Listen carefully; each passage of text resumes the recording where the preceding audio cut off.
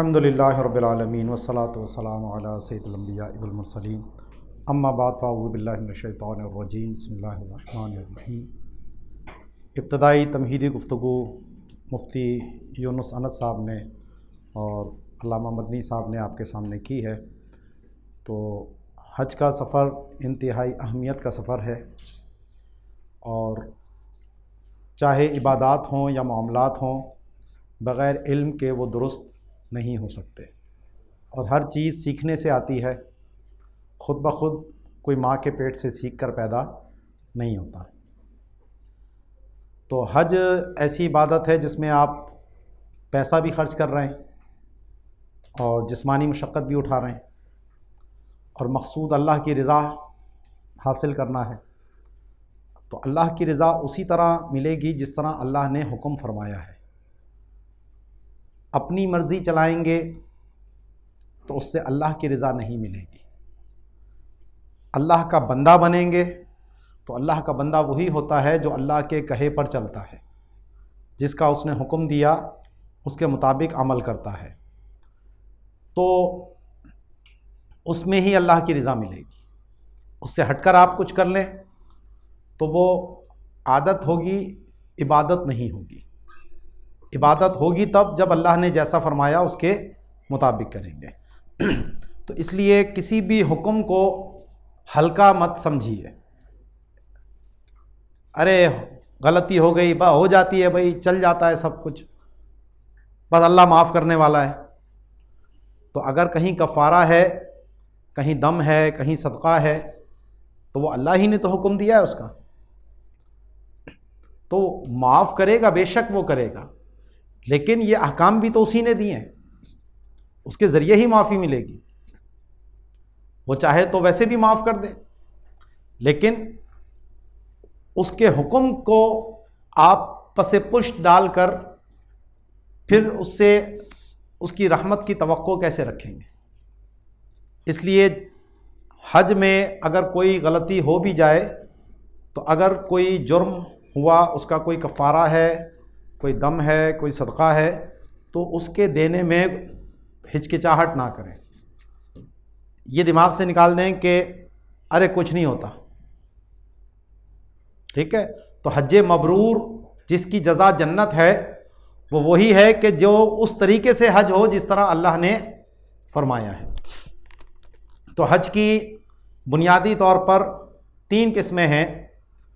एक हज इफ़राद उसको कहते हैं, जिसमें सिर्फ़ अकेला हज होता है कि आप जब एहराम बांधते हैं तो डायरेक्ट हज का एहराम बांधते हैं और जाकर हज करके आ जाते हैं। इसको इफ़राद कहते हैं। इफ़राद माने अकेला, क्योंकि ये अकेला हज है तो इसलिए इसको हज इफ़राद कहते हैं। दूसरा है कि आप उम्रे का एहराम बांध कर जाएँ, उम्रा करें, उम्रे से फ़ारिग हो जाएं और फिर हज के दिनों में हज का एहराम बांधें। इसको कहते हैं हज तमत्तो। तमत्तो माने नफ़ा उठाना, क्योंकि आपने एक सफ़र में 2 इबादतें कर ली, उम्रा भी कर लिया और हज भी कर लिया, तो इसलिए इसको तमत्तो कहते हैं। और ये जो हाजी होगा ये मुतमत्ते कहलाता है। और तीसरा हज होता है हज क़िरान। इसमें क्या है कि जब आप मिक़ात पर एहराम बांधते हैं तो उसी वक्त आप उम्रे की भी नियत करते हैं और हज की भी नियत करते हैं। दोनों एहराम एक साथ शुरू कर लेते हैं। उसमें जाकर पहले आप उम्रा अदा करते हैं, तो उम्रे के अदा के बाद अभी आप हलक नहीं करते, क्योंकि हज का एहराम भी आपका शुरू है, बल्कि जब हज के एहराम से फारिग होंगे तो ये दोनों एहराम एक साथ आपके ख़त्म होंगे। तो क़िरान माने होता है मिलाना, क्योंकि आपने इसमें हज और उम्रे दोनों को एक साथ मिला दिया, इसलिए इसको कहते हैं हज क़िरान। और ये जो हाजी होता है वह क़ारिन कहलाता है। तो इनके अहकाम में थोड़ा सा फ़र्क है, तो इसलिए ये 3 अक़साम इजमाली तौर पर आपके दिमाग में होनी चाहिए। आम तौर पर जो पाकिस्तान से हमारे हाजी जाते हैं तो वो हज तमत्तो करते हैं। जैसे आप लोगों की फ़्लाइट 11 को है, काफ़ी पहले है, अब इतना लंबा एहराम तो आप बांधें मुश्किल होगी, बांधने वाले बांधते हैं, लेकिन तो इसलिए अभी जब आपकी फ़्लाइट होगी तो आप पहले उम्रे का एहराम बांधकर जाएंगे। तो सबसे पहले हम उम्रा किस तरह किया जाता है, उम्रे के क्या अरकान हैं, क्या अहकाम हैं, हम उसको सीखते हैं। और ये चाहे हज्जे तमत्तो हो या अलग से कभी आप माह रमज़ान में जा रहे हैं, माह रबीउल अव्वल में जा रहे हैं या किसी और महीने में जा रहे हैं, तो जब भी उम्रे होगा तो इसी तरह होगा। या वहाँ पर रहकर आप दूसरा उम्रा करना चाहते हैं, तीसरा उम्रा करना चाहते हैं, तो सब उम्रों का प्रोसेस एक ही जैसा है। ठीक है, तो याद रखिए कि उम्रा जो है उसमें 4 चीजें होती हैं। उम्रे में 4 चीजें हैं।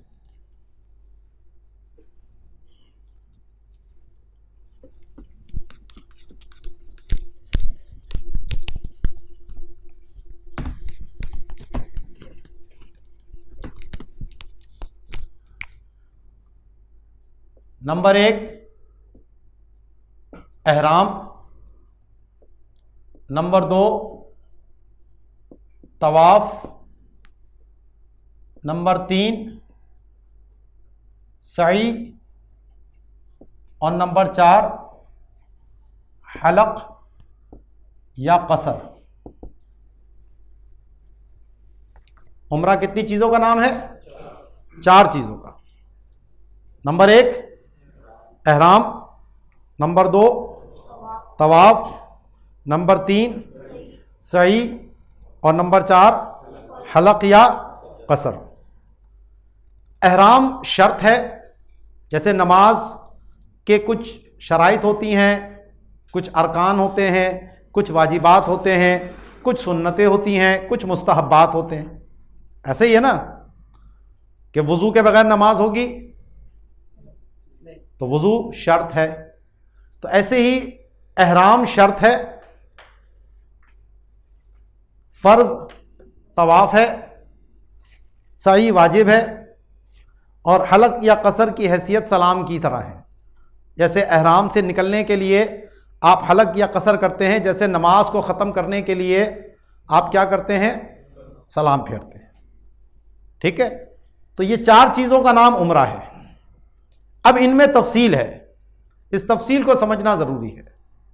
सबसे पहले हम बात करते हैं एहराम की। एहराम किस चीज़ को कहते हैं? बाज़ लोग ये समझते हैं कि ये जो 2 चादरें पहनी जाती हैं इसका नाम एहराम है, कि जी तहबंद पहन लिया और ऊपर एक बगैर सिली हुई चादर ले ली, हो जी एहराम बांध लिया मैंने, कहते हैं ना। या औरतें जी सर के ऊपर एक रुमाल सा उन्होंने बांध लिया, ओ जी एहराम बांध लिया, औरतों का एहराम हो गया। तो एहराम इन कपड़ों का नाम नहीं है, ये तो हालत एहराम में, क्योंकि मर्द के लिए सिला हुआ लिबास पहनना मना होता है, इसलिए ये चादरें पहनी जाती हैं। एहराम 2 चीजों का नाम है,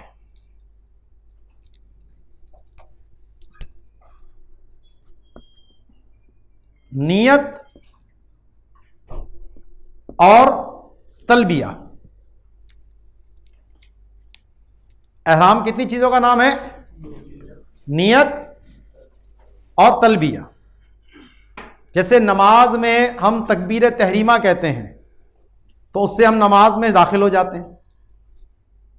तहरीमा का मतलब ही हराम करने वाली, क्योंकि बहुत सी वो चीज़ें जो नमाज से पहले जायज़ थी हमारे लिए, जब हम नमाज में दाखिल होते हैं तो अब वो चीज़ें क्या हो जाती हैं? हराम हो जाती हैं। नमाज से पहले आप बातचीत कर सकते थे, खा सकते थे, पी सकते थे, लेकिन जैसे ही आपने नमाज शुरू की, अब जब तक आप सलाम नहीं फेरेंगे ये सारी चीज़ें आपके लिए हराम है। तो इसको कहते हैं तकबीर तहरीमा। तो ऐसे ही एहराम माना है हराम करना। तो क्योंकि जब आप एहराम के अंदर दाखिल हो जाते हैं तो बहुत सी पाबंदियां आपके ऊपर आयद हो जाती हैं, बहुत सी जिम्मेदारियां हो जाती हैं जो इससे पहले नहीं थी, इसलिए इसको एहराम कहते हैं। ठीक है, तो अब ये दो चीजें क्या हैं, नियत और तलबिया। तो नियत कहते हैं दिल के इरादे को। आपने किसी चीज पे दिल में इरादा किया कि मैं ये काम करता हूं, तो ये आपकी नियत कहलाएगी। जबान से कहना ये मुस्तहब है, अच्छी बात है, लेकिन शर्त नहीं है। असल चीज है दिल का इरादा।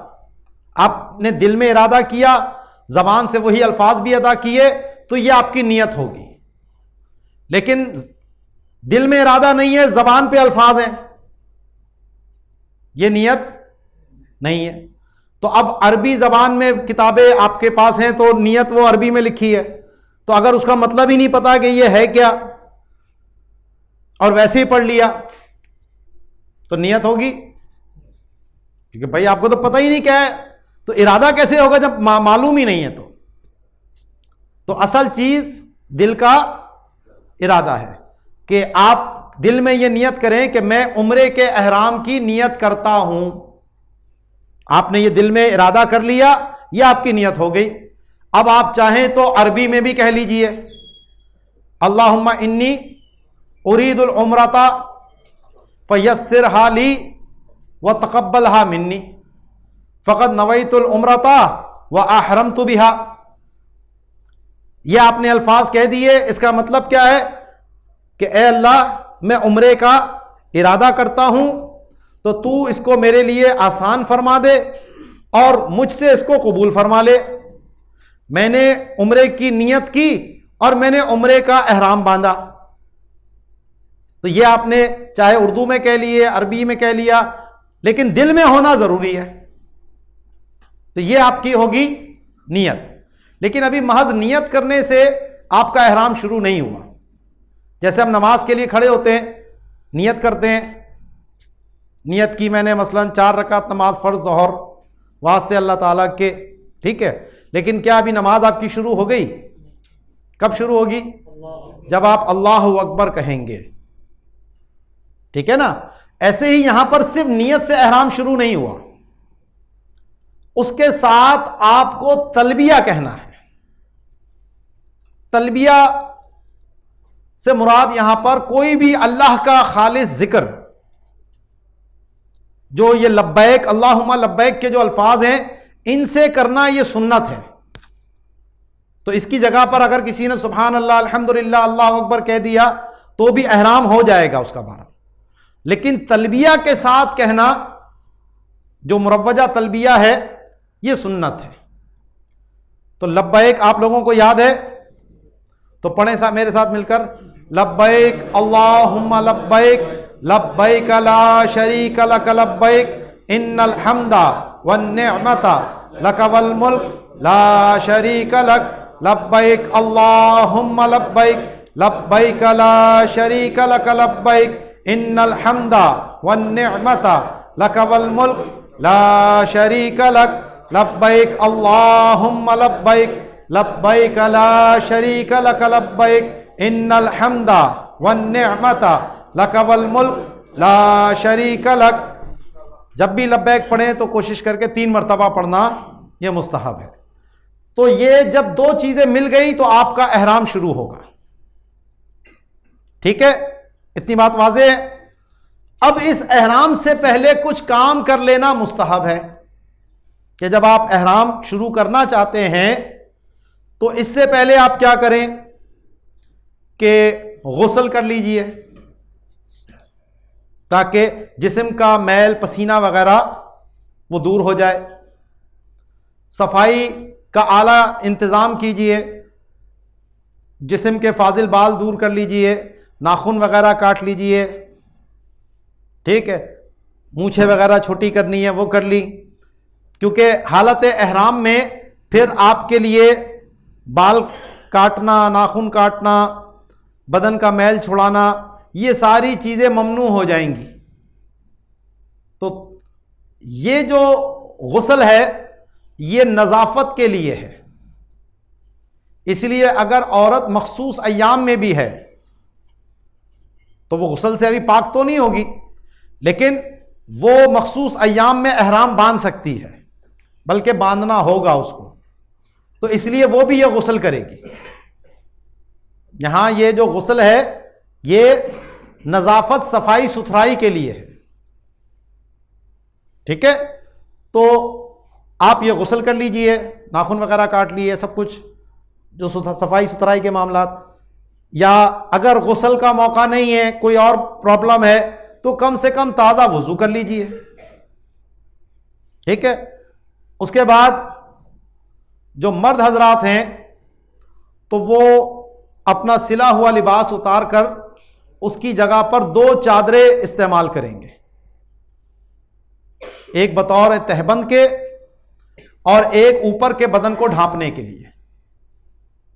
अनसिली चादरें, सफेद होना अफजल है, नहीं हो तो भी अफजल है, नहीं है तो पुरानी भी धुली हुई हो आप इस्तेमाल कर सकते हैं, पाक साफ चादरें हों, ठीक है। तो ये जो आप चादरें पहन रहे हैं, सिर्फ इस चादर पहनने से कुछ नहीं होता, क्योंकि नबी करीम अलैहिस्सलातु वस्सलाम का जो अक्सर लिबास था वो तो 2 चादरें ही थी। यमनी हुल्ला आप इस्तेमाल फरमाया करते थे, जिसमें से एक तहबंद के तौर पर होता था, एक ऊपर के लिबास के लिए होता था। तो ये तो एक उमूमी लिबास था। तो ये बाज़ लोग ऐसे ही कोई तहबंद पहन ले और चादर ले लो, बोलो जी एहराम में आ गया, तो ये एहराम नहीं है जब तक कि नियत ना हो और तलबिया ना हो। सिर्फ ये चादरें पहनने से कुछ नहीं होता, ठीक है। ऐसे ही औरत जो सर पे रुमाल बांधती हैं तो वो उस बांधने से कुछ नहीं होता जब तक कि नियत और तलबिया नहीं होगा। इसी तरह अगर तहबंद आपने खोल लिया तो ये नहीं कहेंगे जी एहराम खुल गया, ये एहराम की चादर खुली है, इससे कोई फर्क नहीं पड़ता। या वो सर का रुमाल खोल लिया औरतों ने तो लो जी एहराम खोल दिया, तो एहराम इन चीजों से नहीं खुलता।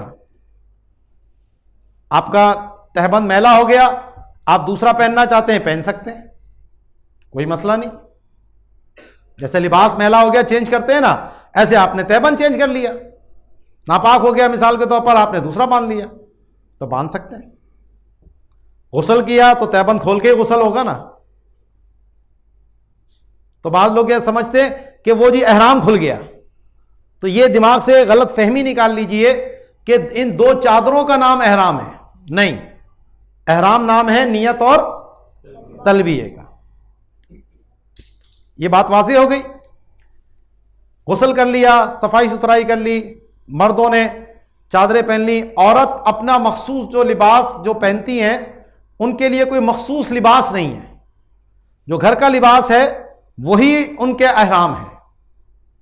वो सर पे एक रुमाल बांध लें ना बांधे इससे भी कोई फर्क नहीं पड़ता, क्योंकि सर के बाल छुपाने हैं तो वो सर पे इसलिए बांध लेती हैं कि बाल छुपे रहें तो अच्छी बात है। लेकिन औरतों के लिए कोई मखसूस लिबास नहीं है कि यह पहनना जरूरी है, ठीक है। और वो अबाया वगैरह जो सितर का इंतजाम वो तो करना ही करना है। अब मर्द जो है वो अभी 2 रकत, या औरतें भी अगर वक्त मकरू ना हो तो 2 रकत नफल अदा करेंगे। ये तवाफ की रकतें हैं, ये इसकी एहराम की। ये सुन्नत है, मुस्तहब है कि एहराम बांधने से पहले आप 2 रकत नमाज नफल अदा करें, और उस वक्त अभी सर ढका हो कोई मसला नहीं, क्योंकि सिर्फ चादरें पहनने से अभी एहराम शुरू नहीं हुआ। हाँ, जब आप सलाम फेर लें उसके बाद सर को नंगा कर लें और अब नियत और तलबिया कहें, क्योंकि जैसे ही आप नियत करके तलबिया कहेंगे अब एहराम की पाबंदियां शुरू हो गई। तो अब सर ढांपना मर्द के लिए मना है, उसका सर नंगा रहेगा, टोपी नहीं पहन सकता, इमामा नहीं पहन सकता, सर पे कपड़ा नहीं डाल सकता। औरतें सर के बाल अपने छुपाएंगी और चेहरा मर्द भी खोलेगा और औरत भी खोलेगी। यानी ये जो गोल दायरा है हमारा चेहरे का, तो औरत पर जायज नहीं है कि इस पे कपड़ा लगाए। उसको नकाब करना यह जायज़ नहीं है कि जिससे वो कपड़ा चेहरे पर मस होता हो। इस तरह नकाब नहीं कर सकती औरत हालत एहराम में, कि मर्द का एहराम सर और चेहरे दोनों में होता है और औरत का एहराम उसके चेहरे में होता है। ठीक है, तो इसमें मर्द सिला हुआ लिबास नहीं पहन सकता। शलवार कमीज हो गई, बनियान हो गई, अंडरवियर हो गया, मोजे हो गए, दस्ताने हो गए, टोपी हो गई, इस तरह की कोई भी चीज हालत एहराम में मर्द नहीं पहन सकता। औरत के लिए सिर्फ चेहरे का खोलना एहराम है, इसीलिए वो दस्ताने भी पहन सकती है, मोजे भी पहन सकती है, क्योंकि उसका एहराम सिर्फ इसमें है। वहां पर वो कुछ उनकी खवातीन हैं जो वो खवातीन दस्ताने पहने हो तो वो उतरवा रही होती हैं, तो वो उनकी फिक्र में होगा। हमारे फिक्र हनफी में औरत दस्ताने पहन सकती है, वो उसके लिए मना नहीं है। अब नियत करनी कहां से है? ये तो पता लग गया कि जनाब 2 रकत पढ़ेंगे, गुस्ल करेंगे और उसके बाद नियत कहेंगे, तलबिया कहेंगे। लेकिन इसके लिए भी एक मुकाम मुतय्यन है जिसको हम कहते हैं मीकात। क्या कहते हैं? मीकात वक्त से निकला है, एहराम बांधने का वक्त या एहराम बांधने की जगह। इस एतबार से लोगों की 3 अक़साम है। मीकात के एतबार से लोगों की 3 अक़साम है। नंबर 1 हरामी, नंबर 2 हिल्ली और नंबर 3 आफाकी।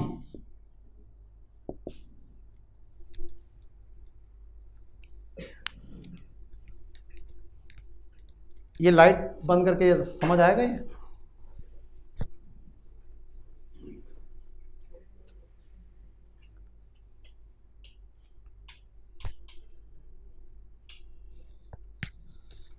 ये देखिए, मैंने वैसे ही उमूमी एक नक्शा सा बनाया। ये खाना काबा आ गया, ये जो गोल दायरा मैंने बनाया ये मताफ यानी तवाफ की जगह। ठीक है, ये दरमियान में जो हो गया ये मस्जिदुल हराम, जाहिर है बनी हुई तो बिल्डिंग है वो, लेकिन एक नक्शा ये आ गया, ये पूरी क्या है? मस्जिदुल हराम है, बहुत बड़ी है मस्जिद। ठीक है, इसको नीचे लाए। अब ये मैंने एक गोल दायरा सा बनाया है, देखें इस पे मैंने क्या लिखा है? हुदूद हरम। एक है मस्जिदुल हराम और एक है हुदूद हरम। हुदूद हरम बहुत बड़ी है। मस्जिदुल हराम को भी आमतौर पे लोग हरम कहते हैं। कहां जा रहा हूं जी? हरम जा रहा हूं, यानी मस्जिदुल हराम जा रहा हूं। तो ये जो एरिया है जिसको हम हुदूद हरम कहते हैं, ये अल्लाह के नबी हजरत इब्राहीम अलैहिस्सलाम ने इसको हरम करार दिया था। हरम का मतलब एहतराम वाली जगह। यहां के आप दरख्त नहीं काट सकते, यहां के आप शिकार नहीं कर सकते, हत्ता कि अगर यहां कोई एक ही दरख्त है और उस दरख्त के नीचे कोई जानवर बैठा हुआ है, आप धूप में हैं, तो जायज नहीं है आपके लिए कि उस जानवर को वहां से उठाएं और खुद जाकर उस साए में बैठें। इसका एहतराम है। ठीक है, तो ये हुदूद हरम कहलाती है। मक्का शहर की कुछ हुदूद हरम से बाहर है और अक्सर हिस्सा उसका हुदूद हरम के अंदर ही है। मस्जिद आयशा, ये देखें मैंने यहां बनाई है, ये हुदूद हरम के किस तरफ है? बाहर है। ठीक है ना? तो अब ये मस्जिद आयशा और इससे आगे तक ये पूरा मदीना शरीफ, ये मक्का शरीफ अभी चल रहा है। यहां पर, यहां सब आबादी है। तो पहले क्योंकि मक्का हुदूद हरम के अंदर ही था तो मक्का या हुदूद हरम एक ही बात होती थी, लेकिन आज क्योंकि मक्का की आबादी बढ़ गई है तो इसलिए हुदूद हरम को समझना जरूरी है कि यह है हुदूद हरम। यहां जो रहने वाले लोग हैं, चाहे वो मुस्तकिल बाशिंदे हों या कोई बाहर से आए हुए हों, वो क्या कहलाएंगे? हरामी। जैसे पाकिस्तान से पाकिस्तानी, ठीक है, मक्के से मक्की, मक्के में रहने वाला।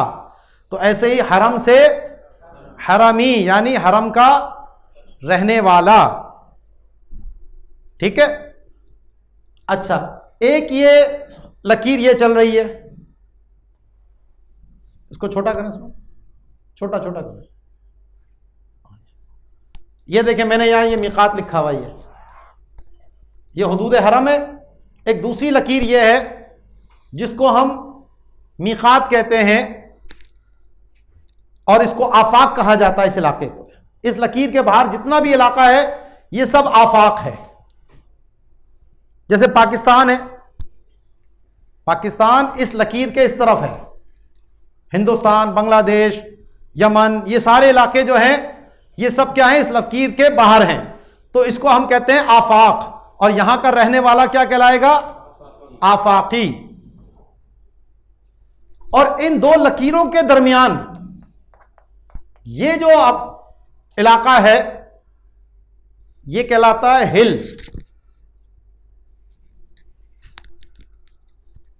हुदूद हरम के बाहर लेकिन मिकात के अंदर, इसको क्या कहते हैं?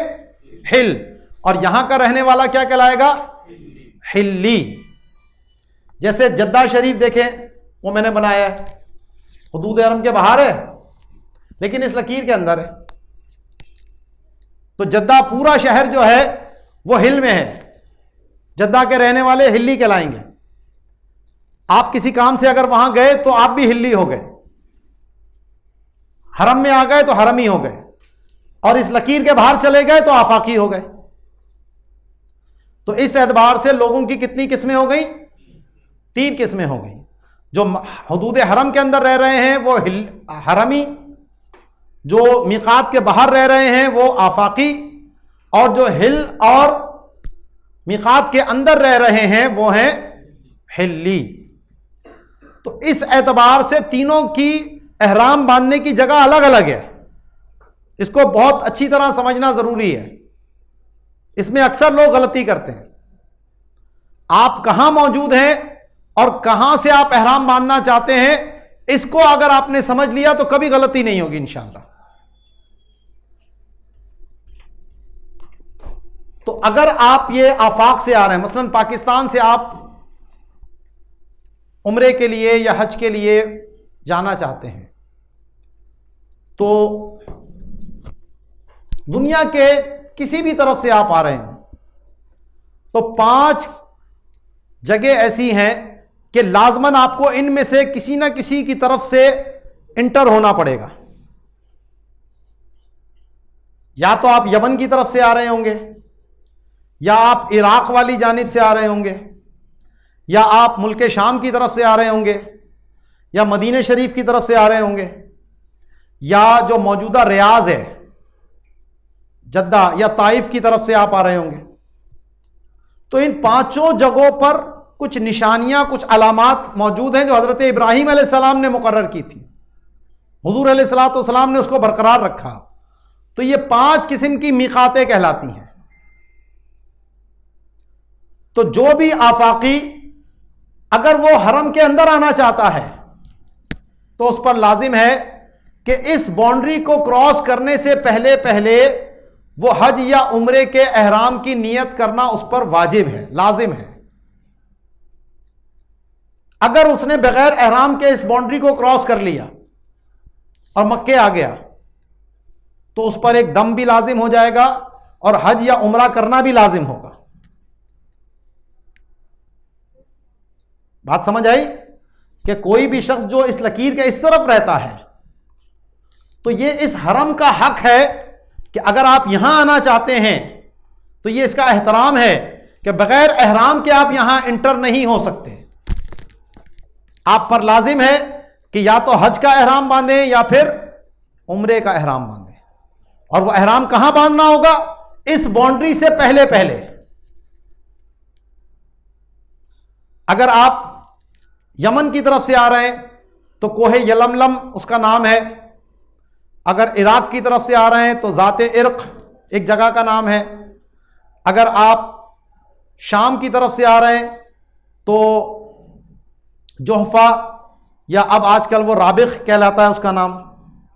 अगर आप मदीना शरीफ की तरफ से आ रहे हैं तो अब यार अली या मस्जिद अली वहां पर बनी हुई है। जब भी आप मदीना शरीफ से मक्के आएंगे तो बसें जो है वहां पर रुकती हैं मस्जिद अली पर, वो वहां से एहराम बांधा जाता है। लेकिन आप अपनी प्राइवेट कार में हैं या ट्रेनें चल गई हैं आजकल, तो वो वहां नहीं रुकेगी, वो सीधी चल पड़ेगी। ठीक है। और अगर आप ताइफ या उधर से आ रहे हैं रियाज की तरफ से, तो वहां कर्नुल मनाजिल एक जगह का नाम है, वो वहां की मीकात है। अब आजकल हम हवाई जहाज से जाते हैं, या तो डायरेक्ट फ्लाइट होगी या वाया फ्लाइट होगी, दो ही सूरतें हैं। तो जद्दा से थोड़ा पहले एक मुकाम आता है जब वहां की फ्लाइट में अनाउंसमेंट होती है, जी मीकात आने वाली है, जिन हजरात ने एहराम की नियत नहीं की वो एहराम की नियत कर लें। तकरीबन जद्दा आने में 20 मिनट होते हैं, उस वक्त ये अनाउंसमेंट होती है। ठीक है। तो अभी अगर पाकिस्तान की तरफ से आप जा रहे हैं, या हो सकता है एमिरेट्स से कुछ लोग जो प्राइवेट हज करते हैं तो वाया फ्लाइट भी होती हैं, तो पहले वो दुबई गए, दुबई से फिर उनका जहाज जा रहा है। कोई जो है वो गल्फ एयर से जा रहा है तो वो उसको बहरीन ले गया, बहरीन से फिर उठा के लेके आ रहा है। तो मुख्तलिफ जगहों से आप आ सकते हैं। लेकिन आमतौर पे फ्लाइट, अगर आप जद्दा की आपकी फ्लाइट है तो आपको जद्दा आने से पहले जब वो मिकात आएगी तो उससे पहले पहले आपको एहराम की नियत करना लाजिम लाजिम लाजिम है। आप सो गए, भूल गए और जद्दा पहुंच गए तो दम लाजिम आ जाएगा। तो अब बेहतर यह है कि आप जब अपने एयरपोर्ट पर पहुंचे, कराची इंटरनेशनल एयरपोर्ट पर, तो यहां पर नियत करने के बाद जहाज में बैठ जाएं। इससे पहले आप नियत कर सकते हैं, पहले की कोई पाबंदी नहीं है, आप चाहे अपने घर से ही कर लीजिए। ठीक है। लेकिन उससे पहले होना यह जरूरी है, क्योंकि हम आफाकी हैं, अभी हम हरम में जाना चाहते हैं, तो हम पर लाजिम है कि हम इस बाउंड्री को क्रॉस करने से पहले पहले नियत कर लें। तो अभी हम चूंकि उम्रे की बात कर रहे हैं तो यहां हम नियत क्या करेंगे? उम्रे की करेंगे। ठीक है। अगर हम हज इफराद कर रहे हैं, सिर्फ अकेला हज, तो हमें यहां से फिर हज का एहराम बांधना पड़ेगा। ठीक है। तो आफाकी चाहे हज का या उम्रे का, उसकी जो मीकात है वो 5 मीकातें हैं, उनमें से किसी एक से भी वो जहां से भी वो गुजरेगा तो उसको नियत करना जरूरी है। यह है किसके लिए?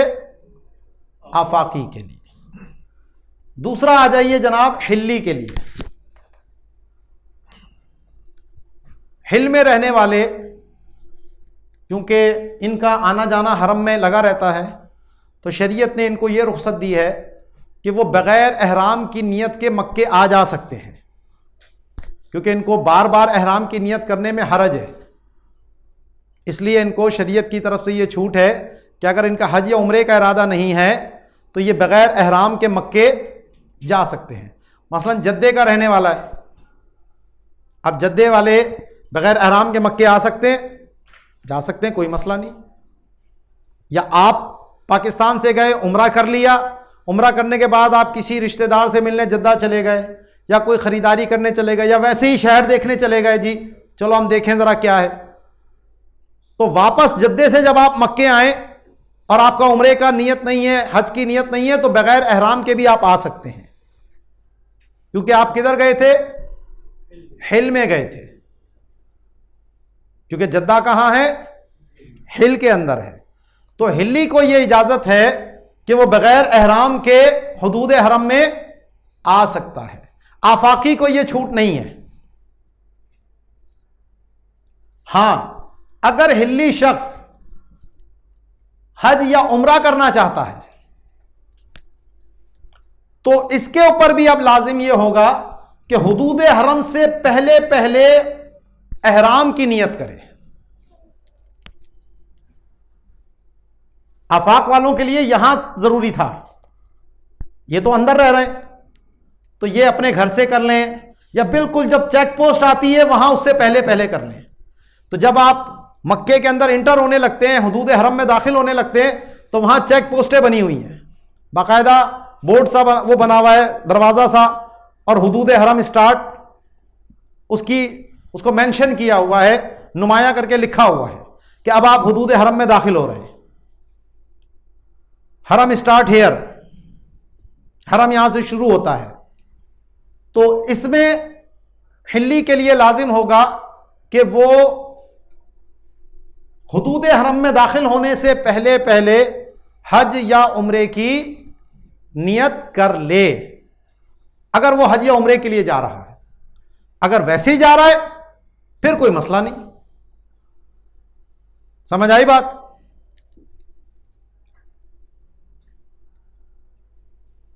तीसरा आ गया हरम में रहने वाले, जिसको हम कहते हैं हरमी। इस हरमी के लिए हज की मीकात अलग है, उम्रे की मीकात अलग है।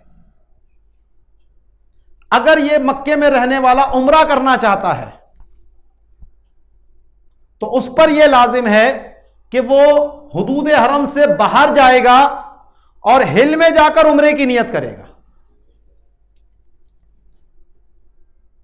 हरमी शख्स अगर उम्रा करना चाहता है तो उस पर क्या लाजिम है कि वो हुदूद हरम से बाहर जाए, हिल में, और वहां से नियत करके वापस मक्के में आए।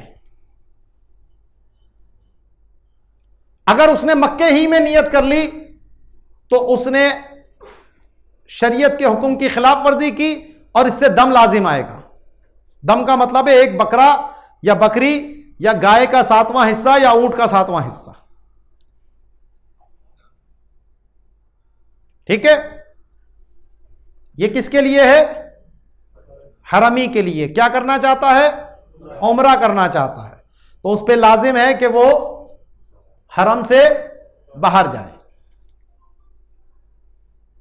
इसीलिए अगर हम गए मिकात से, हमने एक उम्रा कर लिया, अब हमारा दिल चाहा हम एक और उम्रा करें, तो अब हम कहां मौजूद हैं? अभी हरम में। तो अब दूसरा उम्रा करने के लिए हमें नियत करनी है, एहराम बांधना है। तो एहराम बांधने के लिए हम क्या करेंगे? हिल में जाएंगे। तो देखें मस्जिद आयशा किधर है? इसीलिए मस्जिद आयशा जाते हैं। इसके लिए कोई मस्जिद आयशा ही जाना जरूरी नहीं है। मस्जिद आयशा इसलिए जाते हैं कि वो करीब तरीन हिल है। मस्जिदुल हराम से तकरीबन 7-8 किलोमीटर का फासला है ये। कहीं पर यह फासला 15 किलोमीटर बन जाता है, कहीं पर यह फासला 20 किलोमीटर का बन जाता है। तो मस्जिद आयशा, क्योंकि एक तो यहां से हजरत आयशा सिद्दीका रज़ियल्लाहु ताला अन्हा ने एहराम बांधा था कि जब वो सफरे हज पर आई थी नबी करीम अलैहिस्सलातु वस्सलाम के साथ, तो सबने उम्रे का एहराम बांधा था। हजरत आयशा जो थी वो मखसूस अय्याम में हो गई, तो इसलिए वो उम्रा ना कर सकी। हज के दिन शुरू हो गए तो उन्होंने हज के एहराम बांध लिया, वो उम्रा छोड़ दिया। फिर उसके बाद आप अलैहिस्सलातु वस्सलाम ने जब वापसी का सफर शुरू हुआ तो हजरत आयशा को उनके भाई के साथ आपने भेजा कि जाकर, ये जगह कहलाती है तनईम। क्या कहलाती है? यहां 2 पहाड़ हैं, नाइम और नईम उनके नाम हैं, तो इसको मिलाकर तनईम कहते हैं उस इलाके को। तो उस तनईम के मुकाम से आपने फरमाया वहां से एहराम बांधकर जाओ अपने भाई के साथ, उम्रा करके आकर रास्ते में हम वहां पड़ाव डाले हुए, वहां आकर मिल जाना। तो क्योंकि हजरत आयशा ने यहां एहराम बांधा था, इसलिए अब उस मुकाम पर उसी याद में एक मस्जिद बना दी गई है जिसका नाम मस्जिद आयशा है, और बड़ी खूबसूरत मस्जिद है और बहुत बड़ी मस्जिद है। वो वुजू का भी और गुस्ल का भी बड़ा अच्छा इंतजामात है। तो ये इसलिए नहीं जाते कि वहां कोई खुसूसियत है वहां जाने की, वहां जाने की वजह यह है कि यह करीब तरीन हिल है। आप किसी और जगह भी जा सकते हैं, जैसे एक दूसरी मीकात दो ताइफ वाले रोड पर है, जिराना कहते हैं उसको, कि नबी करीम अलैहिस्सलाम जब गज़वा हुनैन से वापसी पर तशरीफ ला रहे थे, तो हुनैन जो है वो ताइफ की तरफ था, तो वहां से आप अलैहिस्सलाम ने उम्रे का एहराम बांधा था और फिर आपने उम्रा अदा फरमाया था। तो वहां से भी आप बांध सकते हैं। ये मस्जिद आयशा मदीना मुनव्वरा वाले रोड पर है, और जिराना जो है वो ताइफ वाले रोड पर है। अगर ताइफ जाना होगा तो वो जिराना से गुजर कर जाएंगे, और अगर मदीना शरीफ जाना होगा मक्के से तो मस्जिद आयशा से होते हुए आप गुजर के जाएंगे, तो वहां भी जा सकते हैं। आप जद्दा गए किसी काम से, तो जद्दा कहाँ है? हिल में। अब आपने कहा चलो भाई आराम की नियत कर लेता हूं, साथ में उम्रा भी हो जाएगा, तो आप जद्दे से बांध सकते हैं। इसके लिए जरूरी नहीं कि आप मस्जिद आयशा ही जाएं। समझ आ गई बात? तो जो हरामी है वो अगर उम्रा करना चाहता है तो उसको एहराम बांधने के लिए कहां जाना होगा? हिल में जाना होगा। ठीक है। और हरामी अगर हज का एहराम बांधना चाहता है तो इसके लिए लाजिम है कि हुदूद हरम से ही एहराम बांधेगा। हज के लिए उसको बाहर नहीं जाना, उम्रे के लिए बाहर जाना है। हज के लिए उसकी मीकात हुदूद हरम है, मस्जिद हराम से बांधे, अपने होटल में बांधे। तो हम उम्रा करते हैं, मीकात से बांध कर गए। अब हज जो हम करेंगे उस वक्त हम हरम में होंगे, तो हज का एहराम हमने वहीं से बांधना होता है, क्योंकि उस वक्त हम क्या हैं? हरमी हैं। हुदूद हरम में ही, चाहे अपना होटल में बांध लें तो वो भी हरम के अंदर ही है होटल। ठीक है, तो वहां से बांधकर फिर हमने जाना है। ये देखें मैंने मिना मुजदलफा दोनों किस हुदूद में है? हुदूद हरम में। मैदान अरफात किधर है? हिल में है, हरम से बाहर है। तो इसकी हिकमत यह है कि क्योंकि उम्रा मक्के में होना है तो इसलिए बाहर जाओ और बाहर से सफर करके वापस आओ, और हज क्योंकि मैदान अरफात में होना है और मैदान अरफात तो खुद हिल में, तो इसीलिए हरम में नियत करके फिर हम हिल की तरफ जाएंगे। हिकमत समझ आई है? ठीक है। तो खुलासा यह निकला कि आफाकी है तो उसको चाहे उम्रे का एहराम बांधे चाहे हज का एहराम बांधे तो उसको मीकात से बांधना होगा। हिल्ली है तो चाहे हज का एहराम हो चाहे उम्रे का एहराम हो, उसको हुदूद हरम से पहले पहले बांधना है। और अगर हरमी है तो उम्रे के एहराम के लिए उसको हिल जाना होगा, और हज का एहराम वो हुदूद हरम ही से बांधेगा। तो अब आपको सबसे पहले यह देखना होता है कि मैं कहां हूं और क्या करना चाहता हूं। अब बाज लोग सैरो तफरी करने या जियारतें करने ताइफ चले जाते हैं ना लोग, जी जियारत करने जा रहे हैं। अब ताइफ देखो किधर है? हिल से भी बाहर है, आफाक में है।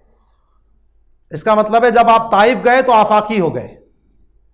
अब वापस आप मक्के आना चाहते हैं, बगैर एहराम के आ सकते हैं? समझ आ गई ना बात? बच्चे को भी समझ आ गई। देखो कि जब आप आफाकी हैं, अब आप चाहें ये कहें मैं तो जनाब वैसे ही गया था, तो भाई आप कैसे भी गए थे। अब आपको वापस मक्के आना है तो आपको उम्रे का एहराम बांधकर आना होगा। मदीना शरीफ किधर है? हिल से बाहर है। आप मदीने शरीफ गए, चलो जी जुम्मे का दिन है, मैं सलातो सलाम अर्ज करके आ जाऊं, अभी बाकी सब फैमिली मक्के में ही है, और वापस कहा बस 2 घंटे रुक के आ जाऊंगा, वापस आप मक्के आना चाहते हैं, बगैर एहराम के आ सकते हैं? नहीं आ सकते, क्योंकि आप आफाक में पहुंच गए थे। ठीक है, वहां से आप दोबारा आप आना चाहते हैं, आपको एहराम बांध कर आना होगा। आप कहें वो टैक्सी वाले तो रोज आते जाते हैं, वो बस वाले तो रोज सुबह शाम आते रहते हैं, वो तो एहराम नहीं बांधते। तो ये जो हुक्म मैं बता रहा हूं ये फ़िक़्ह हनफी के अंदर है। वो फ़िक़्ह शाफ़ई में उनको थोड़ी सी रुख्सत है कि जब तक वो एहराम की नीयत ना हो, हज या उम्रे की नीयत ना हो, तो बगैर एहराम के वो आ सकते हैं, तो वो अपनी फ़िक़्ह पर अमल कर रहे होते हैं, इसलिए उनको आप ना देखें, हमने अपने इमाम को देखना होता है।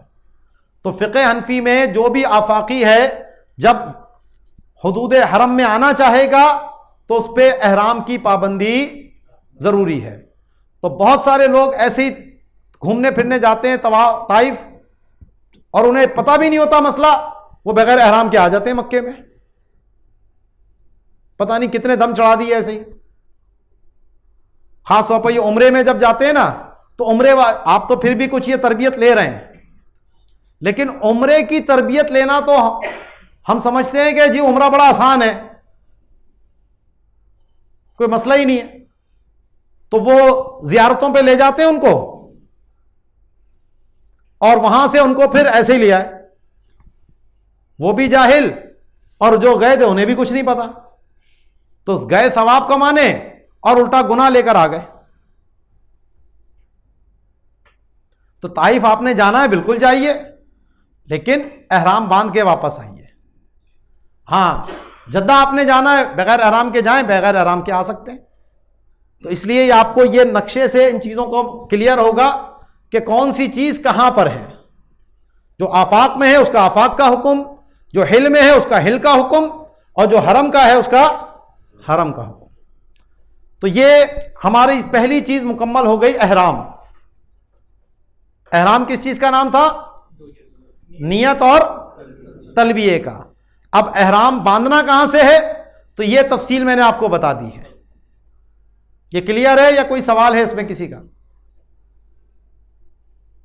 ठीक है, वाज़ेह है बिल्कुल। दूसरी चीज है तवाफ। अब आपने जहां से भी एहराम बांधा, उसके बाद आप आएंगे मस्जिदुल हराम में। मस्जिदुल हराम के बीच में ये बैतुल्लाह है, ठीक है। आप जब यहां आएंगे तो देखेंगे कि लोग इसके गिर्द गोल गोल घूम रहे हैं। तो ये जो खाना काबा के गिर्द गोल गोल घूमना है, इसको तवाफ कहते हैं। जब भी तवाफ होगा तो याद रखिए 7 चक्कर उसके किए जाते हैं।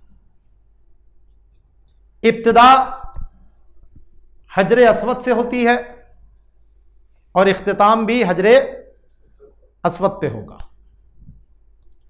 अब इसमें 2-3 इस्तिलाहें हैं, उनको समझ लीजिए। एक है रमल। रमल क्या है कि जो वो तवाफ जिसके बाद आपने सई करनी है, हर तवाफ में नहीं, वो तवाफ जिसमें आपने उसके बाद सई करनी है, तो उसमें रमल करना सुन्नत है इब्तदाई 3 चक्रों में। पहलवानों की तरह थोड़ा अकड़ कर छोटे छोटे कदम लेके चलना। इसकी वजह यह बनी थी कि जब नबी करीम अलैहिस्सलातु वस्सलाम सुलह हुदैबिया हुई थी, उम्रे के लिए मक्के आए थे, तो उस साल तो उन्होंने उम्रा करने से मना कर दिया था।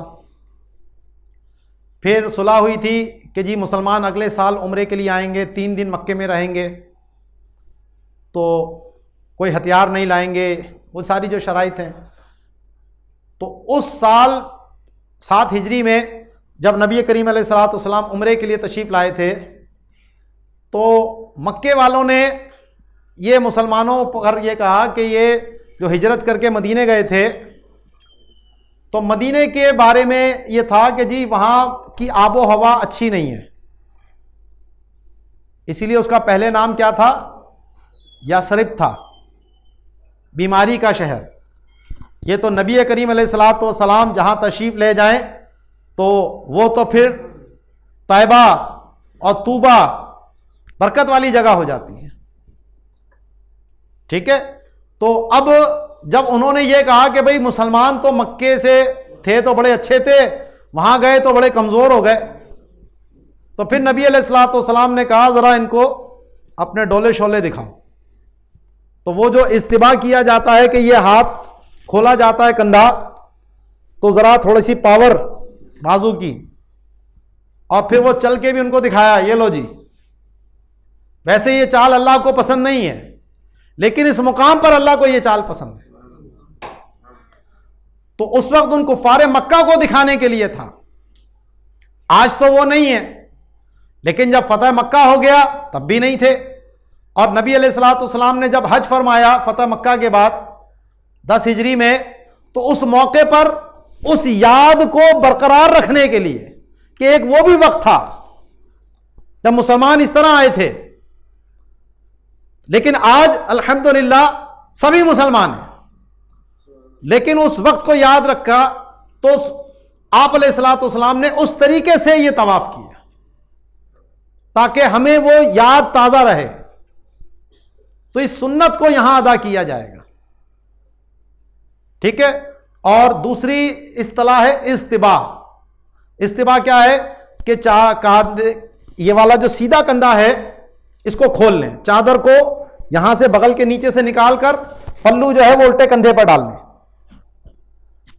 तो ये बाद हाजी हर वक्त ये करके घूम रहे होते हैं, तो ये हर वक्त सुन्नत नहीं है। सिर्फ उस तवाफ में कि जिस तवाफ के बाद आपने सही करनी हो तो ये करना सुन्नत होता है, क्योंकि उम्रे में तवाफ के बाद सही भी होनी है, इसलिए यहां ये सुन्नत है। तो आप मस्जिदुल हराम में जब जाएंगे तो पहले ही आप अपने कंधे को इस तरह कर लीजिए। मुख्तलिफ दरवाजे हैं इंटर होने के। सबसे जो मेन दरवाजा है वो इस तरफ को है। जब आप यहां से आते हैं तो रुकने यमानी की तरफ बिल्कुल एकदम सामना होता है, बाब अब्दुल्ला जो बड़ा सा बना हुआ है। पीछे इधर दूसरे गेट हैं, फिर तीसरे गेट हैं, कहीं से भी आप आ सकते हैं। वो तो कहीं से भी आप आए तो जब आप यहां आएंगे तो देखेंगे लोग घूम रहे हैं। तो शुरू में आपको थोड़ा सा अंदाजा लगाना पड़ेगा कि हजर अस्वद किस तरफ को है। तो आप लोगों के साथ चलते चलते घूमते हुए आए, एक जगह पर आप देखेंगे लोग जो ना यूं यूं कर रहे हैं, तो समझ जाएं कि यह हजर अस्वद आ गया। ठीक है, हजर अस्वद से आपने तवाफ की करनी है इब्तिदा। इससे पहले आपने 2 काम करने हैं। एक तो तवाफ की नियत करनी है। क्या करना है? तवाफ की नियत। नियत पीछे बता चुका हूं मैं आपको, किस चीज का नाम है? दिल के इरादे का। तो आपने असले तवाफ की नियत करनी। यह कहना जरूरी नहीं कि फर्ज तवाफ करता हूं, वाजिब तवाफ करता हूं, सुन्नत तवाफ करता हूं। यह कैद लगाए बगैर आपने तवाफ की नियत कर ली, काफी है। जो तवाफ होना है वही होगा। जैसे रमजान के महीने में आप नफल की नियत से रोजा रखें तो नफली होगा, रमजान का होगा? रमजान का होगा। वो अंडरस्टूड है, वो शरीयत की तरफ से मुतय्यन है, आप उसमें कोई तब्दीली नहीं कर सकते। तो ऐसे ही जिस तवाफ का वक्त होगा वही तवाफ होना है। आप नफल की नियत भी करेंगे तो भी वो उम्रे का ही तवाफ है। उम्रे का तवाफ क्या होता है? फर्ज होता है। ठीक है, तो असले तवाफ की नियत होना जरूरी है। आपने नियत की, उसके बाद आप बिल्कुल हजर अस्वद की सीध में आ जाए। हजर अस्वद की सीध में यहां पर एक ग्रीन कलर की लाइट हर वक्त जलती रहती है, और वहां एक बोर्ड भी लगा हुआ है, बिदायतुत तवाफ। बिदाया माने इब्तिदा, और इंग्लिश में भी लिखा हुआ है तवाफ स्टार्ट हेयर।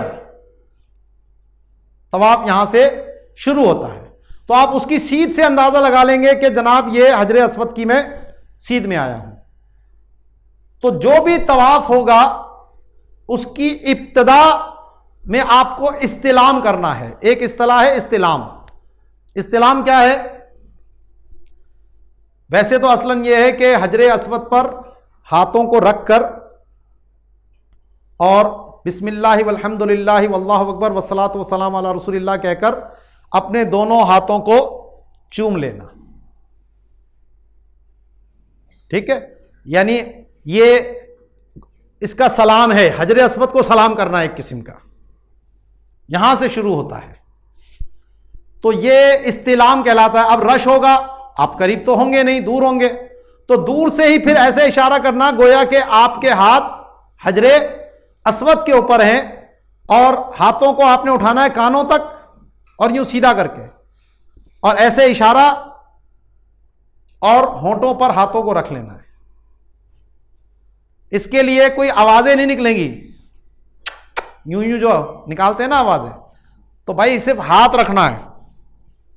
वो बाद लोग अंगूठे भी चूम रहे होते हैं ना, यूं आवाजें निकल रही होती हैं, तो अंगूठे को आंखों पे लगाना है, बस होंठों पे रखकर आंखों पे लगाना है। इसमें आवाज का क्या काम? तो ऐसे ही यूं इशारा करके होंठों पर हाथों को रखना है। ठीक है, तो यह क्या कहलाता है? इस्तिलाम। तो तवाफ के हर चक्कर की इब्तिदा इस्तिलाम से होगी। 7 चक्कर हैं और आखिर में भी इस्तिलाम किया जाएगा। तो इस तरह चक्कर कितने होंगे? 7, और इस्तिलाम बन जाएंगे 8। ठीक है, तो आपने इस्तिलाम किया, खाना काबा, और बिल्कुल यूं सीधे हो जाना है। अब खाना काबा आपके उल्टे हाथ की तरफ होगा, और जो तवाफ होता है वो एंटी क्लॉकवाइज होता है। अगर जैसे घड़ी लगी है ना, तो घड़ी कैसे चलती है? 12, 1, 2, 3, 4, 5, 6 ऐसे चलती है ना घड़ी। तो यह हरकत कहलाती है क्लॉकवाइज। और आप यूं करके चलेंगे उल्टा, तो यह क्या कहलाती है? Anti clockwise. वो पेचकस होता ना, नट बंद ऐसे होता है क्लॉकवाइज, और खुलता कैसे है? Anti clockwise. तो ऐसे ही तवाफ जो होता है ना, वो एंटी क्लॉकवाइज होता है कि खाना काबा आपके उल्टे हाथ की तरफ होगा और आप यूं चलेंगे। यहां से चले आप, तो यहां आप जैसे ही चलेंगे तो ये बाबुल काबा आएगा। इधर ही मुकाम इब्राहिम एक उसके अंदर रखा हुआ है, शेल्फ के अंदर वो बना हुआ है एक बॉक्स सा। थोड़ा सा आगे चलेंगे तो ये हतीम आ जाएगा। हतीम क्या है? खाना काबा का वो हिस्सा जो तामीर के वक्त बाहर रह गया था। तो उस पर आज तकरीबन 2.5-3 फुट की दीवार बनी हुई है, एक चौड़ी सी, और यूं गोल दायरा सा है वो। तो ये भी खाना काबा ही का हिस्सा है, और जो तवाफ किया जाएगा वो हतीम के पीछे से होगा। इसीलिए यहां का जो दरवाजा है वो बंद ही होता है आमतौर पर, वो खोलते नहीं है इसको। और अगर हतीम में आपको जाना होता है तो पीछे वाला दरवाजा खुला होता है। और जो हतीम में गया वो ऐसा ही है जैसा खाना काबा के अंदर चला गया। ठीक है, तो अब आपने यहां से शुरू करना है तवाफ। इब्तदाई 3 चक्रों में आपने करना है रमल, वही छोटे छोटे कदम लेकर बाजुओं को हिलाते हुए। औरतें अपने नॉर्मल उस पर चलेंगी, औरतों के लिए रमल सुन्नत नहीं है। और ये घूमकर आप दोबारा हजर अस्वद के पास पहुंच जाएंगे। तो ये आपका होगा 1 चक्कर। जब हजर अस्वद पे पहुंचेंगे फिर उसी तरह इस्तिलाम करेंगे, फिर दूसरा चक्कर शुरू होगा, फिर वापस हजर अस्वद पे पहुंचेंगे, फिर इस्तिलाम करेंगे, फिर तीसरा चक्कर शुरू होगा। अब दोबारा जब पहुंचेंगे तो चौथा चक्कर शुरू होगा। अब हमने रमल नहीं करना, ठीक है, अब नॉर्मल रफ्तार से चलना है। फिर चौथा चक्कर इसी तरह, 5वां, 6ठा, 7वां, और जब 7वां चक्कर खत्म होगा तो फिर हमने उसी तरीके से आखिर में इस्तिलाम करना है। अब तवाफ के दौरान करना क्या है? तो दुआएं मांगे, बाज़ ये किताबों में लिखा होता है पहले चक्कर की दुआ, दूसरे चक्कर की दुआ, तीसरे चक्कर की दुआ, चौथे चक्कर की दुआ, पांचवें चक्कर की दुआ, छठे चक्कर की दुआ, सातवें चक्कर की दुआ। अब इतनी दुआएं तो हमें याद नहीं होती। अब वो रट्टा मारेंगे, इतना रट्टा लगेगा नहीं। तो शरीयत में कोई ऐसी पाबंदी नहीं है कि आपने यही दुआएं पढ़नी है। और असल दुआ वो है जो दिल से निकले। रटी रटाई आप अल्फाज तो पढ़ रहे हैं लेकिन उसका मतलब आपको नहीं आता, आपको हुजूर क़ल्बी नहीं है। तो आपको जो दुआएं याद हैं, अरबी की दुआएं जो हदीस में आई हों, कुरान की आयत हैं उसमें दुआएं हैं, तो वो दुआएं आप मांगें, अपनी मादरी जबान में मांग लें। कोई भी जबान है उस जबान में मांगे आप अल्लाह से। दुआ की कबूलियत का यह बेहतरीन मौका है। ठीक है, तो कोशिश ये करें कि अगर वो आपके पास किताब है तो एक दफा वो पढ़ ली दुआ, बाकी फिर जो चाहें दुआएं मांगे। इस दौरान तिलावत नहीं करनी हमने। ठीक है, और अगर कोई नात शरीफ पढ़नी है या कोई मनकबत पढ़नी है तो आहिस्ता आवाज में। वो बाज लोग आप देखेंगे वो मलेशिया वाले या इंडोनेशिया वाले वो पूरी जमात की सूरत में कर रहे होते हैं और जोर जोर से पढ़ते हुए जा रहे होते हैं। तो उनको देखकर हमारे भी कुछ लोगों को शौक होता है हम भी ये करें, तो ये गलत तरीका है। उनको उनके हाल पे छोड़ें, वो जो कर रहे हैं उनकी रिवायत है। आहिस्ता आवाज में आपने जो पढ़ना है पढ़ें, जिससे दूसरा कोई डिस्टर्ब ना हो। ठीक है, इतनी आवाज करना कि जिससे दूसरे लोग परेशान हो, यह मकरूह लिखा है बाहर शरीयत के अंदर। तो बाज जी वो 4-6 जमा हो गए तो जोर जोर से पढ़ना शुरू कर दिया, तो आपको तो जौक आ रहा है, आपको तो मजा आ रहा है, लेकिन दीगर लोगों को उनका भी आपने ख्याल करना है। इसी तरह जो रमल करना सुन्नत है, तो इसमें यह नहीं है कि इधर एक को कोनी मारी, एक को इधर कोनी मारी। तो रमल सुन्नत है, लेकिन मुसलमान को तकलीफ पहुंचाना हराम है, और हरम में तो ज्यादा हराम है। इसलिए अगर रश है तो रुकना नहीं है, चलते रहना है, लेकिन एहतियात से कि किसी को मेरी जात से तकलीफ ना पहुंचे, इसका ख्याल करना है। तो आप कोई भी दुआएं जो आती हैं वो मांग लें। और ये जो हजर अस्वद से पहले वाला जो ये कोना है, ये रुकने यमानी कहलाता है। रुकने यमानी और हजर अस्वद के दरमियान ये मुस्तजाब है, और यहां 70,000 फरिश्ते जिब्राइल अमीन के साथ मौजूद होते हैं, और जब मुसलमान दुआ करते हैं तो उस पर आमीन कहते हैं। तो ये भी मुकाम कबूलियत है। और कम से कम एक मरतबा अल्लाहुम्मा रब्बना आतिना फिद दुनिया हसना, ये दुआ यहां पर मांग लें। बेहतरीन जामे दुआ है। या और भी कोई दुआ आपने मांगनी है वो कर लीजिए। तो ये हमारे 7 चक्कर पूरे इस तरह हुए, तो दूसरी चीज हमारी अदा हो गई, जिसका नाम है तवाफ। ठीक है, इसके बाद 2 रकत अब हमने अदा करनी है। याद रखिए, जब भी आपने तवाफ करना है, फर्ज हो, वाजिब हो, सुन्नत हो, मुस्तहब हो, नफल हो, तो जब भी 7 चक्कर आप करेंगे तो 2 रकत नमाज पढ़ना वाजिब है। इसके लिए सबसे अफजल मुकाम तो मुकाम इब्राहिम है, लेकिन वहां मुकाम इब्राहिम पे नमाज आपको पढ़ने नहीं देंगे क्योंकि तवाफ चल रहा होता है। तो आप वहां नमाज ना पढ़ें। ऐसा ना हो कि वो नमाज तोड़वा दें, आपको धक्का मारें, आप सजदे में गए, किसी ने पैर रख दिया आपके ऊपर। तो पीछे हटकर, ये मताफ से हटकर पीछे जगह बनी हुई होती है, वहां पर कोई भी मुनासिब जगह देखकर आप नमाज पढ़ सकते हैं। तो मस्जिदुल हराम में पढ़ लें, वहां नहीं पढ़ सके होटल में पढ़ लें। मिसाल के तौर पे पाकिस्तान आ गए, अब याद आया ओहो तवाफ की रकतें तो पढ़ी नहीं थी, तो जिंदगी में आप कभी भी पढ़ना चाहें तो पढ़ सकते हैं, वाजिब अदा हो जाएगा मरने से पहले पहले। ठीक है, तो इसके लिए कोई जगह मखसूस नहीं है कि वहीं पढ़ेंगे तो होगी वरना नहीं होगी। अफजल है कि आप वहां पढ़ लीजिए। 2 रकत पढ़ेंगे, मर्द भी पढ़ेंगे, औरतें भी पढ़ेंगी। और फिर उसके बाद आपने बाबुल काबा और हजर अस्वद के दरमियान का जो इलाका है वो मुल्तज़म कहलाता है, तो मुल्तज़म से लिपट कर दुआ करें। वहां रश होगा, वहां तो नहीं जा सकते, तो दूर ही खड़े होकर आप वहां पर दुआ मांग लीजिए। और इसके बाद फिर जमजम शरीफ पीजिए।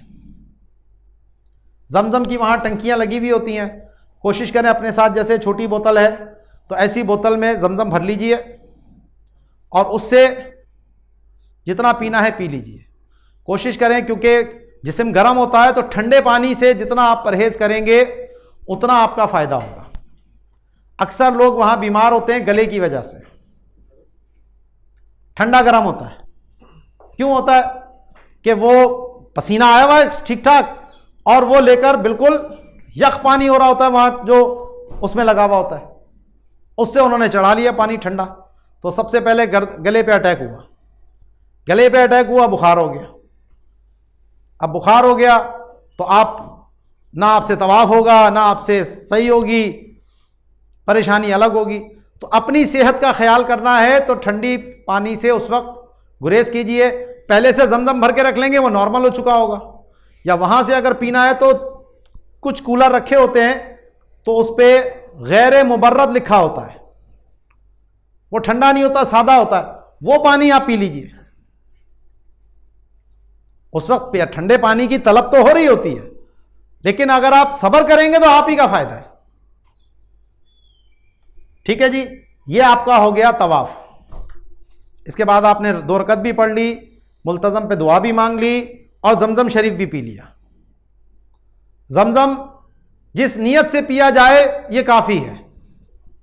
माउ जमजम लिमा शुरिब लहू, जिस मकसद से जमजम पिया जाए वो मकसद अल्लाह ताला पूरा फरमा देता है। और ये वाहिद पानी है कि जिसमें ग़िज़ा की भी तासीर है। बंदा सिर्फ जमजम पीकर भी जिंदा रह सकता है। ये अल्लाह तबारक व तआला के कुदरत का एक बेहतरीन नज़ारा है। ठीक है, अब जनाब सुन्नत यह है कि उसके फ़ौरन बाद सही करें। अगर कोई उज़र नहीं है तो फिर सही भी फ़ौरन ही करें, लेकिन अगर कोई बूढ़े हैं, बीमार हैं, परेशानी है, तकलीफ़ हो गई, टांगों में दर्द हो गया कुछ, तो फिर ठहर कर भी कर सकते हैं। फौरी करना कोई ज़रूरी नहीं है। तो अब सही होगी, सही होती है ये सफ़ा और मरवा के दरमियान, इनके दरमियान जो चलना है इसको कहते हैं सही। सही माने चलना। तो सही के लिए आप जिस तरह तवाफ के लिए हमने इस्तिलाम किया था, उसी तरह यहां पर भी इस्तिलाम करेंगे और फिर यहां से यूं बाहर निकलेंगे दरवाजे से, तो बिल्कुल ये साथ ही सफ़ा की पहाड़ी मौजूद है। आज वो नीचे देखेंगे तो थोड़े से पत्थर हैं, पहले ये पूरी पूरी पहाड़ियां हुआ करती थी। सफ़ा और मरवा वो वाक़या आपने सुना ही है कि हज़रत बीबी हाजरा रज़ी अल्लाह तआला अन्हा जो है वो पानी की तलाश में कभी सफ़ा की तरफ जाती थी और कभी मरवा की तरफ जाती थी, और 7 चक्कर आपने इसी तरह लगाए। फिर आकर देखा तो जिब्राइल अमीन ने अपना पर मारा वहाँ पर जहाँ नन्हे इस्माइल अलैहिस्सलाम के पैर थे, और वहाँ से वो जमजम का चश्मा फूटा था। ठीक है, तो ये आप सफ़ा पे आएंगे इधर, और अगर आपको वो आयत याद है, इन्ना सफ़ा वल मरवता मिन शाइरिल्लाह फमन हज्जल बैत अव इअतमरा फला जुनाह अलैहि अन यतव्वफ़ बिहिमा वमन ततव्वा खैरन फ़इन्नल्लाह शाकिरुन अलीम। तो आप कहें कि मैं उसी तरह इब्तिदा करूंगा जिस तरह अल्लाह ने इब्तिदा की, तो अल्लाह ने पहले सफ़ा का जिक्र किया, इन्ना सफ़ा वल मरवता, तो मैं भी सफ़ा से ही शुरू करूंगा। तो यहां पहुंचकर आप खाना काबा की तरफ रुख करके तकरीबन 25 आयतें तिलावत हो जाएं, इतनी देर यहां पर दुआ मांगे, ये भी मुकाम कबूलियत है। और फिर इसके बाद आपने चलना शुरू करना है ये मरवा की तरफ। तकरीबन ये 400 मीटर का फासला है सफा और मरवा के माबैन। दरमियान में जब आप सफा से चलेंगे तो थोड़े फासले पर देखेंगे ग्रीन कलर की लाइट्स लगी हुई हैं, यह कहलाता है मीलैन अख्दरैन। तो यहां से मर्दों के लिए सुन्नत यह है कि हल्की रफ्तार से दौड़ते हुए यहां से गुजरना है, जैसे जॉगिंग करते हैं ना, इस तरीके से। औरतें अपनी नॉर्मल रफ्तार पे ही चलेंगी। तो यहां जब ग्रीन लाइट आए आपने दौड़ना शुरू किया, अगली वाली ग्रीन लाइट आई, वहां पे नॉर्मल हो गए, और फिर इसी तरह चलते चलते आप सफा से मरवा पे पहुंच गए। यह आपका एक चक्कर हो गया। फिर वहां उसी तरह रुक करके खाना काबे की तरफ दुआ करनी है कुछ देर। यहां से आपको खाना काबा नजर नहीं आएगा, दीवार वगैरह उठी हुई है। फिर आप दोबारा चलना शुरू करेंगे सफा की तरफ, दरमियान में वही मीलैन अख्दरैन आएंगे, उसी तरह दौड़ते हुए वहां से गुजरना है। सफा पे पहुंच गए, ये आपके 2 चक्कर हो गए। फिर दोबारा उसी तरह दुआ करके आपने चलना शुरू करना है, दरमियान में वो ग्रीन लाइटें आएंगी, दौड़ते हुए गुजरना है। आप मरवा पहुंच गए, 3 चक्कर हो गए। फिर उसी तरह दुआ करके वापस आप पहुंचे सफा पे, कितने हो गए? 4 चक्कर। फिर उसी तरह दुआ करके फिर शुरू हुए, आप पहुंचे मरवा पर, कितने हो गए? 5 चक्कर। फिर मरवा से पहुंचे सफा पे 6 चक्कर, और सफा से फिर आखिर में पहुंचे मरवा पे, तो ये आपके हो गए 7 चक्कर। ठीक है, तकरीबन ये आपका 2.25-3 किलोमीटर बन जाता है। नहीं, हाँ, तकरीबन 2.5 से 3 किलोमीटर का फासला बनता है ये।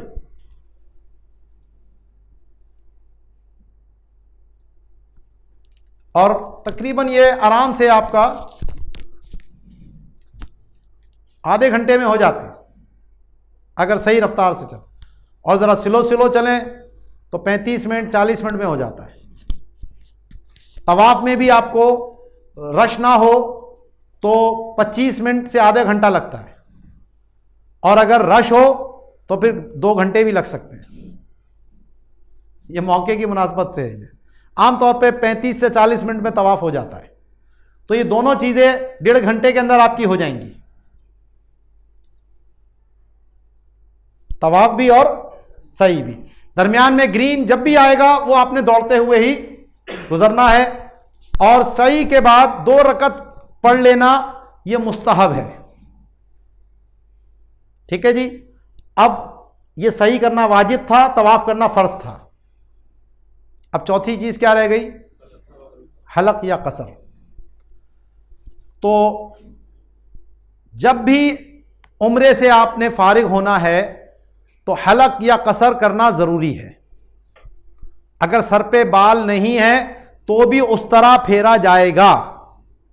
कोई ये समझे मेरे तो बाल ही नहीं है, क्या काटूं, तो फिर भी आपको उस तरह उस पे फेरना होगा जब जाकर आप एहराम से बाहर निकलेंगे। तो ये हलक या कसर की जो हैसियत है वो जिस तरह नमाज में सलाम की है, आपने अत्तहियात भी पढ़ लिया, दुरूद शरीफ भी पढ़ लिया, दुआ भी मांग ली, नमाज खत्म हुई आपकी? अभी तक नमाज की पाबंदी में है आप। कब खत्म होगी? तब सलाम फेरेंगे। सलाम फेरेंगे, चीजें खत्म हो गई वो। ऐसे ही जब तक आप हलक या कसर नहीं करेंगे, भले आपने तवाफ कर लिया, भले आपने सही कर ली, लेकिन एहराम की पाबंदियां अभी खत्म नहीं होंगी जब तक आप हलक या कसर ना करें। मर्द को यह इख्तियार है कि हलक करे या कसर करे। हलक करना अफजल है, कसर करना भी जायज़ है। आप अलैहिस्सलातु वस्सलाम ने 3 मरतबा हलक करने वालों के लिए दुआ की और कसर करने वालों के लिए 1 मरतबा दुआ की। औरतें जो करेंगी वो कसर ही करेंगी, क्योंकि जाहिर है उनके लिए हलक करना जायज़ नहीं है, मर्दों से मुशाहबत जायज़ नहीं है उनके लिए। तो कसर का तरीका यह है कि पूरे सर पे जो हमारे बाल हैं, तो अगर हम इसके 4 हिस्से करें, चौथाई सर, तो चौथाई सर के कम से कम 1 उंगली के पोरे के बराबर बाल कट जाएं। चौथाई सर के 1 उंगली के पोरे के बराबर बाल कट जाएं। तो मसलन औरत की चोटी है तो वो चोटी को उंगली के गिर्द यूं घुमाकर उसको काट ले। तो नीचे बाल पहुंचते पहुंचते वैसे ही थोड़े रह जाते हैं।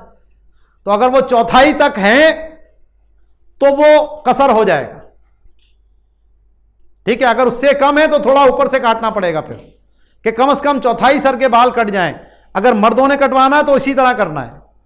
आप वहां देखेंगे बाज लोग हैं वो थोड़े से बाल लेके यूं काट लेते हैं, वो शाफई लोग होते हैं, उनके नजदीक थोड़े से बाल, 3 बाल भी काटो तो वो आराम से निकल जाते हैं।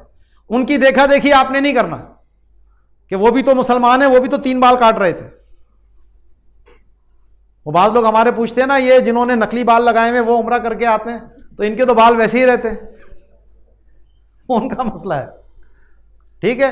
तो कसर करना है तो कम से कम चौथाई सर के बाल 1 उंगली के पोरे के बराबर कट जाएं, ये आपका उम्रा पूरा हो गया। अब पाबंदियां खत्म। दूसरा उम्रा करना है, उसी तरीके से दोबारा हिल में जाएं, वहां से उसी तरह 2 रकत नफल पढ़ के उसी तरह नियत तलबिया कहकर फिर वापस आए, फिर यही काम उसी तरह करें। फिर दोबारा आप एहराम से निकलना है तो फिर टिंड करानी होगी या कसर करना होगा। तीसरा उम्रा करना है, फिर इसी तरीके से जाएं। जब भी उम्रा होगा यही 4 चीजें होंगी।